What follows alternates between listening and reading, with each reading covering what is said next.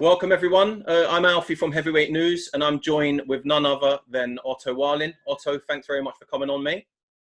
Thank you very much. Nice to be on. How are you? Very good, thank you. Good. Training and everything's good. What about everything going on in New York? How's everything going on with COVID-19 over there? Is it still quite tough over there? Because I know it was hit quite hard. Yeah, I mean, the COVID numbers are much better. Hospitalizations and infection rate is much better. But gyms are still closed, like restaurants do only serve outdoors. So with the gyms, it's been a little tough. But lately, like the last couple of months, I've had a private gym that we go to, and I got everything there that I need. So I feel like it's working good. Well, you've actually got a fight coming up, haven't you? August 15th, you're fighting Travis Kaufman. So How did that come about amongst everything going on? I was supposed to fight in March. Then that fight was canceled. So we just try to lock this fight in, and I'm going to be fighting on Showtime, and they just announced their schedule for the end of the year.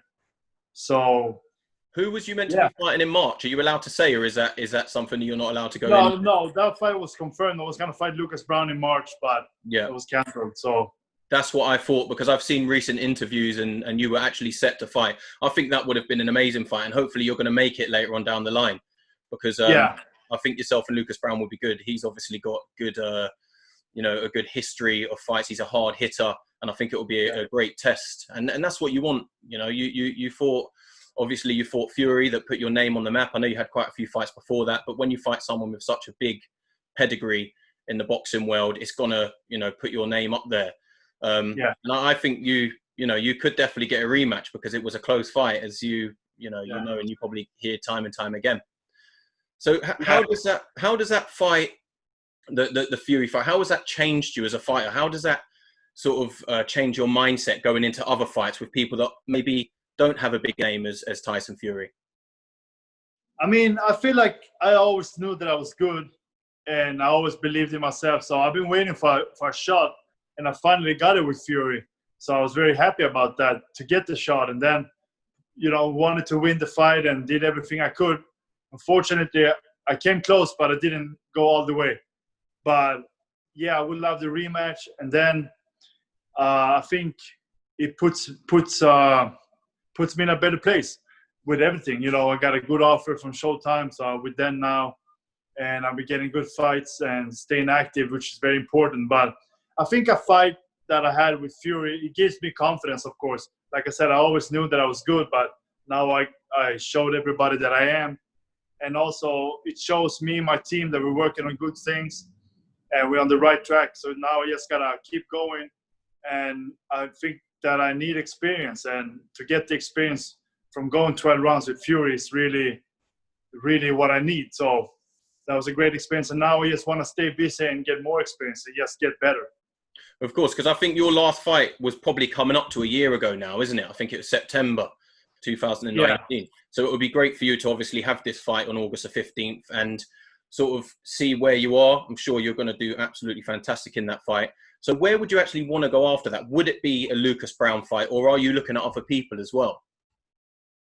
I haven't thought too much about it, to be honest, but I just want to get back in there. And Kaufman is a good opponent, so I want to take care of him first, focus on him. And then maybe, sure, if Lucas Brown haven't fought yet, I would love to get him if I can. Or there's a lot of other guys that I could get. But I think most important for me right now is stay busy, because before the Fury fight, I only had one round in 18 months. And because I had some bad luck with canceled fights and stuff. So then I had that fight, and now it's almost been another year. So, I got to really try to stay busy as much as I can. Yeah, I mean, as a boxer, how many fights would you say, because you hear so many different boxers doing different things, some people fight every 3-4 months if they can. How many do you think would be an optimum amount in 1 year for a heavyweight boxer to have to keep their career alive? Yeah, I think it all depends on how tough the fights are. Yeah. So with the Fury fight, pretty tough fight. So then I told my promoter that I wanted to sit the rest of the year out, just train and, rest my head a little bit.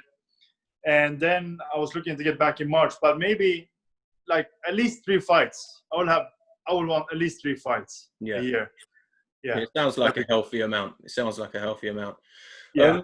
I think you and Lucas Brown would be a fantastic fight. I think he's got some fight news as well. I think he's fighting in the next couple of months. I'm not 100% sure on the exact date, to be honest. But if you two both win your fights, which I believe you will, that could be a really good fight. Where do you think that will be held, with him being over in Australia? That would have been here. The last time it was booked over here in Vegas. So okay, and I think that will be I think that will be Brown's debut in Vegas. I remember him saying quite a while back that he was excited about that fight. I actually remember that. So that hopefully we can make that happen. Yeah, that would be good. Fantastic. Obviously, we've had. I'm sure you've been asked this already, but we've had big news recently amongst everything going on as well. Roy Jones Jr. and Mike Tyson. I've seen a couple of comments from yourself, and I know where your view is at the moment. But what I really want to know from yourself being a professional boxer is, how do you think that will go? How do you think that will pan out with them both dominating the divisions they were in? You're saying how would the fight go between them guys? Yeah. I think it's tough to say because there's so many variables and there's a lot of questions. Like I'm saying that Roy Jones, he retired 2 years ago? Yeah. So he's been active all this time, while Tyson haven't. And I'm not sure how much Tyson has been training. I know he's training now, but I'm not sure how much he's been training before. So I mean, if Roy Jones come out there and is pretty fast and got reflexes, it could be interesting. But also, Roy Jones, he's been knocked out a few times, I think. Yeah. So when Tyson starts to land some punches, that could be over. So I don't know. I mean, I think it all depends on Tyson, where he's at. Completely agree. I think he could potentially come in as a real beast and overwhelm Roy Jones, but we can't take away his boxing ability, Roy Jones, obviously with his pedigree and his history. So that's why it is quite entertaining. I mean, I put something on my Instagram page earlier about the price that they're asking for. In the UK, it equates to around £39, so just shy of 40 quid. And a lot of people are coming back saying, I'm not going to pay that. I do think a lot of people will attempt to stream things like, what people can do. What do you think that's a little bit of a steep ask for this type of fight at their age, to ask for £40 from people to watch that fight? Or do you think it's fair play, Yeah, I'm not sure. How much do they usually charge over there in the UK? I think it's normally around £20 or something like that, £25 for a stacked card with an AJ fight or a Fury fight, that sort of price. So that's why I think people are thinking we expected it to be a little bit lower, if I'm honest. Yeah. I'll probably still watch it, because it's just something that I will do. But I do think there'll be a lot of people put off by that price, and they'll just wait and watch it on YouTube after, unfortunately. So it's a bit of a shame. Yeah, I mean, I'm not sure it makes sense that it would cost more than an AJ fight or Fury fight, to be honest. But we see what happens. And I mean, I don't know what's gonna happen in the fight. It could be just like a very light sparring session, or I don't know. That's what I'm worried about. I'm worried that it will just be like a spar and they'll actually take it easy. Whereas really and truly, although no one wants any of them to do any damage, and we hope the referee is on top of it, we do want to see we want to see a brawl, don't we? We want to see we want to see the old Tyson come back like he's showing us on the promo videos. Yeah. So, I mean, if they're charging $40 or 40 quid, that would be, I mean, then you expect something. We want to see a knockout, you're saying, Otto. I mean, you want to see something, but at the same time, like I said before, I wouldn't want them guys to take punishment. No, exactly. I completely agree. That's another thing, but it's a happy medium, isn't it? It's a happy medium. Yeah. I saw an interview with yourself before the Fury Wilder second fight, and you said something, and you actually hit the nail on the head before it actually happened. You said that someone will be capable to go in there and actually run Wilder over, was your words. And I watched that, I thought you hit the nail on the head without even knowing it. What did you actually see in him to realise that? Was it just the fact that he has always lived off of that big right hand and really not used the jab apart from a couple of fights? You know, that he's used it well in. Other than that, he's kind of just waited and caught them with a big right. And you were completely right with that, you know? Yeah. Yeah, I remember I said that. And I watched it after also, just to confirm. Definitely. But I saw it. I was like, he's a psychic. Yeah. No, what I saw with Wilder was that, let's say the last Ortiz fight, that I felt like Ortiz, he was landing each time that he would throw something. Yeah. He would land on Wilder, and Wilder didn't do much. And then Wilder ended up knocking him out. And that's been the case a lot of times, that Wilder has been losing the fights, and then he ended up knocking the guys out. So I just felt that with Wilder, that he has huge power. He has crazy power. But other than that, it's not much. And not great defense. And so, I mean, I felt that a lot of people gave him too much respect. Yeah. So with Fury, he just went in there and he just took it to him, and he just never let him get set and fired those big shots. And that was a good job by Fury. He really took Wilder apart. And I think I just saw that coming with some guys that was in there with him. Yeah, definitely. I mean, people could, you know, I'm an AJ fan, but people could have said that before the Ruiz fight, because there was things that you could pick out in AJ's game. You know, he doesn't have the best head movement, in my opinion, and he can be a little bit static. Great boxer, of course. No one could take anything away from him, but you can see it coming, but it just takes the right person on the right night to make it happen. And obviously Ruiz's skills on that evening, you know, it paid dividends. So it massively changed the game. He obviously won the rematch, which was fantastic. But if the trilogy does go on, which I think it probably will at this stage, it's not 100%, but obviously people are still talking about it going on, with the fact that Joshua still has to defend one of his belts and so forth. Do you think that he's going to have to massively change his game and actually come in as a different fighter? Or do you think there's not enough time for him to actually gain the skills required to beat someone like Fury? I mean, actually, the pandemic's been good for him. So he gets a longer break and hopefully can try to change some things. But he's older now. He's, what is it, maybe 35? Yeah, something? He's getting at 34 or 35. So, I don't know. I mean, it all depends on how much he want to work and how much he's going to try to change. And I think it's a really big task for him, but he has that power, so it could happen. He has had to stop loading up and try to knock him out with each punch, because Fury has very good head movement and defense, so that just plays in his favor.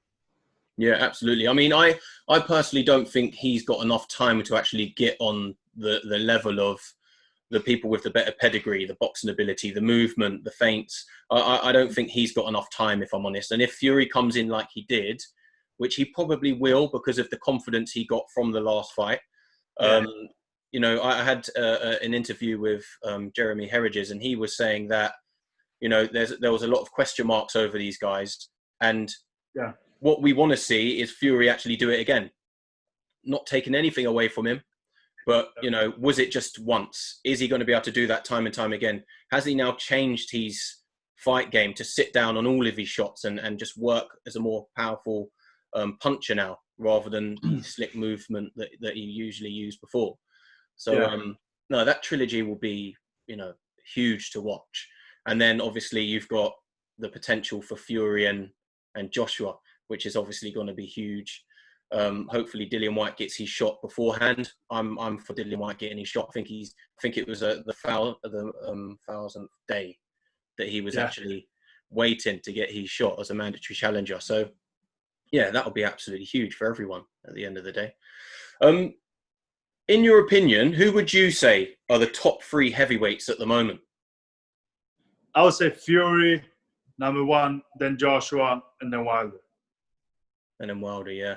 So would you, and then 4th, who would you have 4th? That's a tricky one for a lot of people. I know my top 4. My top 4 is... Yeah, it might be Ortiz. It might be Dillian Whyte. Who else? I think mostly those two. Yeah, we've got White Povetkin coming up as well. Yeah, very soon. Just a week after your fight, which that'll be the battle of the left hooks, won't it? That's an exciting fight to see. Yeah, I put a post up the other day that I was interested in getting your opinion on. Actually, I said it was like a bit of a funny post. I put a picture up of 9 heavyweight boxers, and I basically asked people, if you was in a sticky situation, coming out of a bar in New York, for example, outnumbered by 10 people, who would you call to actually come and have your back? You asking me? Yeah, I'm asking you. I need to know your. I'm trying to picture who you would have next to you, fighting you out of this group of 10 who have massively outnumbered you. That's a good question.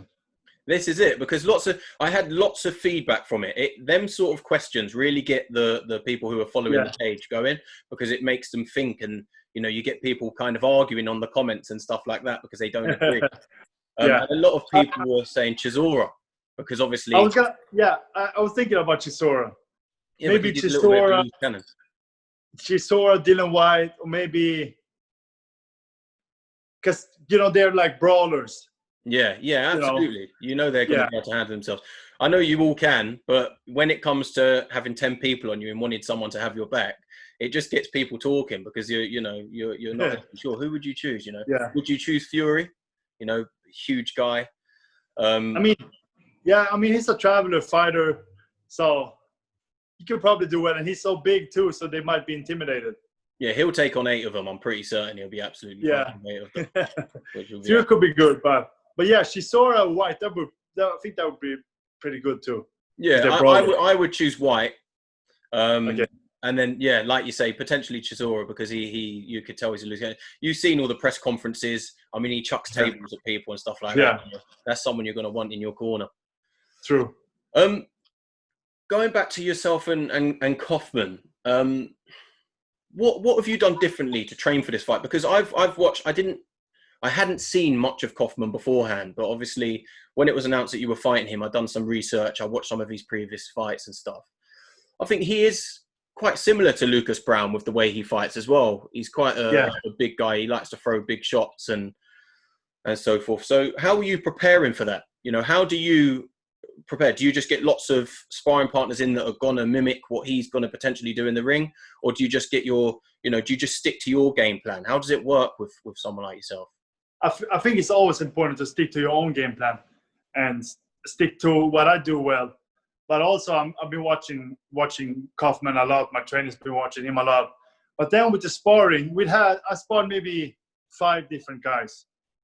Now I got Cassius Chaney, good heavyweight, undefeated. And then we got a Ukrainian guy here in New York, Igor Plivako. He's also very good. So I got them guys now, and they're really good fighters. So I think that's going to prepare me more than enough. But a guy like Kaufman, he's tough. I would say he's tough, got a good chin. He fights fan-friendly, usually. Likes to come forward. He can box too, some. Watched him with Ortiz. He wasn't that aggressive in that fight. And he took some shots there. And after that fight, he's been out for a little while. So he has, I had a look today. He's been out for quite a while, hasn't he? So this will be, a fight for him. He'll want to be coming out and trying to make a statement, I suppose. So you just got to put a stop to that. I would think this is more or less his last hurrah, I would think. Yeah. So I just want to show him that I'm young and hungry, and I'm a good fighter. So I think I gotta stick to what I do well, and then of course there's some things we're working on, especially for him. You're 29, aren't you? So you've got a lot of years in front of you, mate, and you've definitely had a lot of experience so far. Yeah, and I haven't taken a lot of damage in my career. No, exactly. I fought Fury, that wasn't an easy fight. That was a good fight, but I haven't taken a lot of damage. So I'm, I feel very young and good in my body, and I feel like I'm improving all the time. And I've been lucky to not have much injuries, so I think I'm on the way up. Yeah, definitely. And when you were fighting Fury and you saw that cut open, what goes through your head? I know you've probably been asked that loads of times, but it's so interesting because you're fighting someone who, people probably wrote you off before the bell even rang. So what happens when you see such a big cut where after, I'm sure you saw that his corner was actually panicking. They were worried that the ref was going to stop it. Yeah. So what goes through your head? Are you just trying to go for that cut as much as possible and try and get the stoppage, or were you trying to stay composed? I think both. I wish I could say I try to stay composed, but I was a little caught up with the cut too. I saw that he had a huge cut. You know, he had 2 cuts, one above the eye and one on the eyelid also. And that was pretty bad too. So I just felt that one more shot and that could be it. They would stop the fight. So I tried to go after it a little bit, and I think that probably played in Fury's favor a little bit because, like I said before, he had good head movement and good defense. And we had a good game plan. Maybe I got off the game plan a little bit when that happened, unfortunately. But it's good experience for me. And like I said, it's hard not to focus on that. When you see a cut like that and a lot of blood and everything, I thought they were going to stop it. But I think most people did. I think Fury fans were probably really worried that was going to get stopped. Even watching it, I think I watched it back probably about a week ago now. And even though I knew the results, you're tense to know what's going to happen, even when you're replaying the fight, because it's like it's so close to the mark, you know. And that was, like you say, a huge experience for you. And it's definitely done you, you know, it's gained you a lot of respect, and your name's definitely in there for big fights. I know you've got big fights coming, which is fantastic, mate. I think you're going to do great. There's so much going on in the heavyweight division. I mean, do you follow the fighters like Joyce and Daniel Dubois? Have you followed them? What do you think about that fight? Because Joyce fought the other day, didn't he? And he probably wasn't himself. I think he done great, but it took him a little while. He took some shots that he didn't actually need to take, in my opinion. But what do you think about that fight? Because obviously, as you said earlier, you know, you and Kaufman, you're the younger, hungrier opponent. It's the same with Joyce and Dubois. Joyce is, I think, 34. Dubois is a lot younger. So do you think that's gonna play a huge part in that fight? Yeah, you said that Joyce took some punches he didn't have to. And I feel like that's his style, pretty much. He doesn't have great defense. His offense is pretty much his defense. He throws a lot of shots. Pretty big puncher. It looks like he has heavy shots, and he keeps coming. But he is very open, and took some big shots in there with Wallin, and then he has broken down. So I think that I've been watching both guys, Dubois and Joyce, and I think that Dubois is gonna knock him out. Yeah. But he probably got a decent chin though, Joyce, because he's a huge guy, 270. And he's a big lad, the juggernaut. So you don't get that name for nothing. I think you're completely right. From what I've seen, he doesn't have the best head movement. I think he's a great fighter, and he's definitely got great amateur pedigree as well. You know, he come through the rankings. He actually fought Usyk. You know, I put something up on the page the other day of him fighting Usyk back in the day. So, I watched that before. Yeah, he's been in there with some tough guys. I just think that Dubois is very, very hungry and young, and he also won't go away like the fighters that Joyce has previously put away. So it's really going to be a test, and that's what makes these really exciting fights, I suppose. This is what we want. Yeah. And whoever wins that fight is definitely going to get some huge bouts. I personally think everyone is lining up for Dubois to win. I know there's lots of Joyce fans out there that would disagree. But I think Dubois, as much as they're hyping the fight up, I think he's probably expected to win and just be the younger, hungrier guy. And then obviously it just opens up some huge fights in that division. Yeah. There's a great sort of different levels of the fighters at the moment. And I think as people are coming through, I mean, you've got Fabio Wardley, who's under Dillian White's team. He's fighting on Saturday. If he beats Simon Vallily, he's going to be, you know, shot up there into the big names as well. So I think it's a great time to just be a heavyweight boxer, and you're obviously in the mix as well. So it's going to be super exciting to see. If you could choose your next 3 fights, do you have people in mind? If you could write your own contract, 3-fight contract, who would you actually put down? Yeah, I'm not sure. Like I said, I'm trying to focus as much as I can on Kaufman, but I mean, Lucas Brown, that could be a good fight after Kaufman. And then I think Charles Martin, he's some type of mandatory somewhere, I think. He is, yeah. I think it's the WBC, but I might be wrong. But he's definitely the mandatory. Yeah, somewhere. Or the IBF. I'm not 100% sure. I think it might be the IBF. Yeah, that'd be another good fight. And then if I fight him, beat him, then I might be up there and be ready for a shot. So then whoever is the champion. Definitely, mate. Yeah.